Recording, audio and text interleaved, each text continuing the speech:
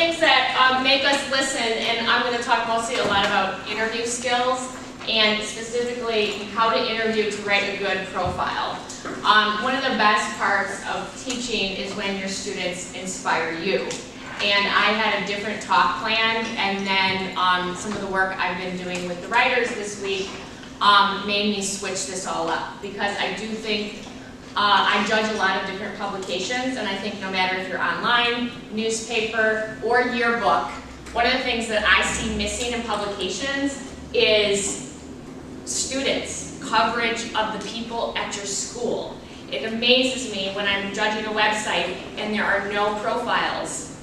And I'm like, well, and then they wonder why people aren't going to your website. People will go to your website if you write about people. Or people will read your yearbook if you write about people. People will read your newspaper if you write about people. So I'm going to talk about that today in the context of interviewing and writing. And this is not working. Am I wrong? Did you turn it on? On the side. Oh. With the button. Yeah, it's on. On the side. Oh, there we go. Okay. So listening is the secret to discover great stories. Our t-shirts today are like the best stories begin. One of the things I think with storytelling is it starts with listening skills and being curious, and that's what we do when we report and we interview. Oops. Sorry. Getting the hang of this here. Okay. So, like I said, I think every publication you need to write more profiles. I always tell my students to start with the premise that everyone at your school, everyone everywhere has a story inside of them, and it's sort of your job as a reporter to tease it out of them. If you aren't walking around your school also like listening and talking to people, you're really not doing your job as a journalist. You always should have your ears open. What are people talking about? What kinds of people might be interesting? Maybe it's the janitor, maybe it's the lady in the cafeteria, maybe it's the kid that's sitting alone at a table that nobody's talking to. That kid has a story too. Good stories are at every school. I also get really annoyed when students say nothing is going on at our school, there's nothing to write about. If you really are struggling for stories, start with profiles. I think they should be the heart of every publication. So one thing you might do, editors in the room at the beginning of the year, is look at your publications from last year and really analyze how many profiles did we do and should we be pumping up that coverage. Like I said, people want to read about people. Everyone has a story, it is your job to tell it, but how do you tell it? It starts with good interview skills. I like to say, go beyond what's your favorite color. Okay? Nobody cares if your favorite color is yellow, unless you have a really, really good story behind that. But I really think that you need to go beyond fast facts. And I was telling my students this week. You don't want just like, what's your favorite color? What's your favorite band? What's your favorite book to read? What's your favorite movie? Like, a lot of profiles that I read in high school publications kind of have that feel to them, where it's like an overview of the person. And while that can be fun and maybe like a quick Q&A feature in your publication, what I'm talking about really is going in depth with somebody and really spending time with somebody. While you're interviewing, I tell my students that you should really try and find a focus early in the interview. So, and I'm going to give you some examples of that. But when you're listening to somebody, listen to when they're getting excited and when they're giving you more information. So you're talking to someone, you're asking them questions about music, nothing's going anywhere, and all of a sudden you start talking to them about baseball, and they really start talking and giving you details. That's where you want to stay, okay? I call this like the heat or the pulse of an interview. And I'll literally show you some examples in a transcript. You can really see it if you're listening. If you're thinking about what's the question that I want to ask next, or looking at your list of questions and rushing ahead to the next one, you're not listening. You need to listen. Good interviews is all about listening.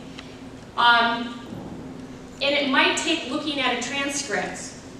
if you're transcribing, and I believe this now more than ever after these 2 days, that is a really valuable skill, to go back, transcribe your interview, and then look at it and be like, oh, this is where I'm seeing this person really talking about this, and then going back and asking follow-up questions.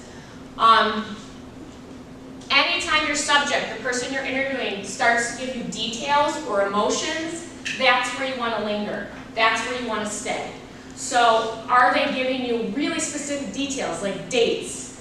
Like, I remember when my dad, he was wearing this, like, you know, blue overcoat, and they start going into memory. Stay there. Let them keep talking about the memory and the detail. If they start using emotional words, like, I was really sad when this happened, or I was the happiest day of my life, stay there. You're looking for those kinds of things, details and emotions, not just like, yeah, that was cool, whatever, and really force your subject and by asking follow-up questions. We always want to think about the how and the why. Exactly, why is a great just follow-up question, just asking why. This is like my new thing. So I have a student in my class right now, her name's Ariella. Can you wave? Okay, she's 14. She's not even in high school yet. She starts high school in the fall, and she got stuck interviewing me, okay? It just randomly worked out. I paired everybody up, I have 11 students, she got stuck with me. She interviewed me about writing and teaching and why it's a passion of mine.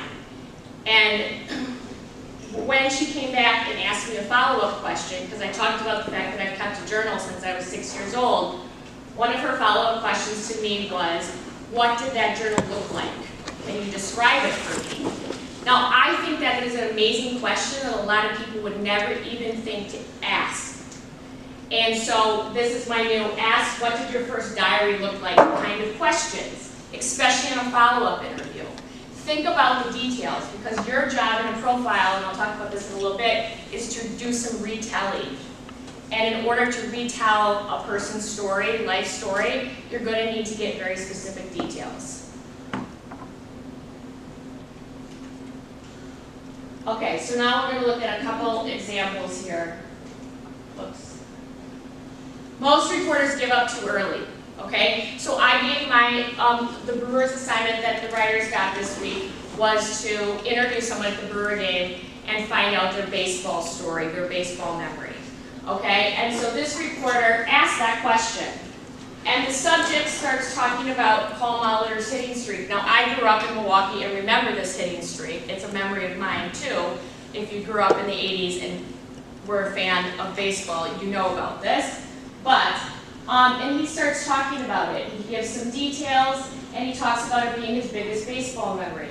But then the reporter, and he knows this now, okay, says, all right, so my dad was pretty nutty about baseball. He was big on collecting, that should say cards, not barns, sorry. So are you into baseball cards at all? And the subject, the person he interviewed, said, no, but my son is. And then they start talking about baseball cards for a little bit. There was really nothing there. What this reporter did is left this memory to ask a question he wanted to ask, which was about baseball cards. Now this reporter knows he should have stayed in that memory a little longer and asked the subject to some follow-up questions to get a better story on the memory. Okay, so this is just, you can kind of see it in the transcript happening. So here's another example. Notice this. Okay, do you have a specific team that you like? Yes, I like the Brewers and the Packers. For your school yearbook, what are you on staff? A basic staff member. How many years have you been on staff?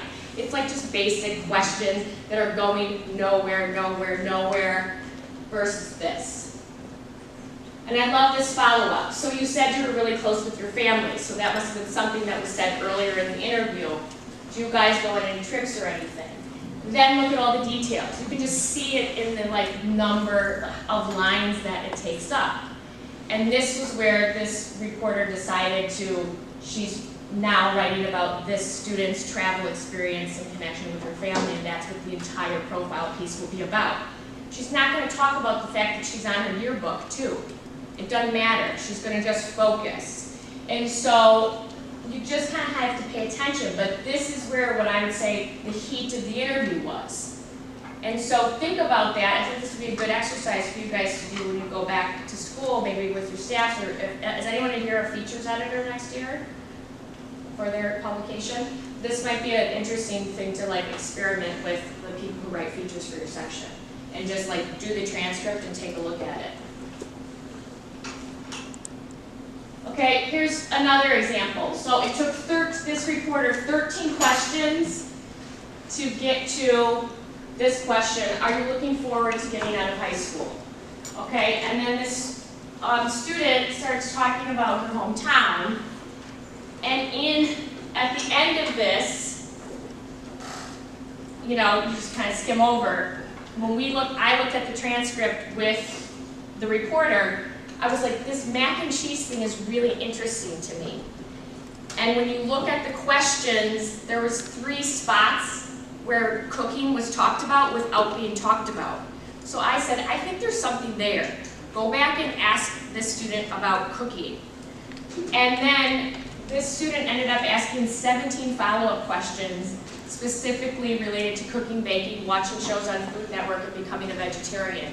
And the whole thing is like, now the profile is going to be about this student and her relationship to cooking and baking and how that's connected to her family. But that never would have happened unless you went back, I think, 3 times and re-interviewed this other student. One of the things I think about is, like, you guys get assigned a profile. You have to write 300, 400 words, and it's due in a week. And you go interview someone, and you spend 15 minutes with them. You ask them about 10 questions. You come back with nothing. You write a crappy profile, but it doesn't go in depth because you didn't spend any time thinking about where the pulse of the interview was. So the whole thing is just like, she's on gymnastics, and she has 5 brothers and sisters, and her favorite band is, you know, Ed Sheeran. And it's like, yeah, okay, but what is her real story? Not just a list of what her interests are. Okay, so, and to tell great profiles, you need to observe, too. If you're writing about an athlete, if you're writing about a musician at your school, if you're writing about an actor, whatever, you need to go and watch them perform, or watch them, you know, play baseball. If you're not doing that, you're missing out on a really opportunity to make your profiles even more in depth. We've talked a lot about this. Really push the amount of time. Let's say in the past you only spent 15 minutes interviewing, bump that up to at least an hour. I mean, just keep going back. Ask follow-up questions, and then you need to determine, am I observing? Okay, am I writing a profile about an athlete that I can go observe, and my story is going to be mostly describing what it's like to, you know, play football from the eyes of the quarterback or whatever? Or am I retelling? Am I doing a lot of reporting and then like retelling this person's memory? Here are some series ideas that you can take back for profiles, just that our school has done or other schools. We always do a Freshman Friday. Some of you might do something like this. Every year you have a bunch of new freshmen at your school that nobody knows. And they don't know anything about your publications. So start profiling a freshman, and they're going to start reading your publication, especially if you're online. This is going to drive traffic because people want to see themselves in your publication.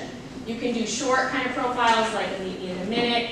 Some schools do like what it feels like to be somebody. You could do sort of like a quick Q&A. A lot of schools I know do humans of your school. But really never underestimate the power of a long form profile. So what I'm talking about is, you know, write 1,000, 2,000 words, spend time with somebody, observe them, interview them, go back and interview them. People will read long if it's good. I know for those of you with yearbook, you might not have a ton of space, but you can write a pretty good profile in like 500 words even if it's focused like that.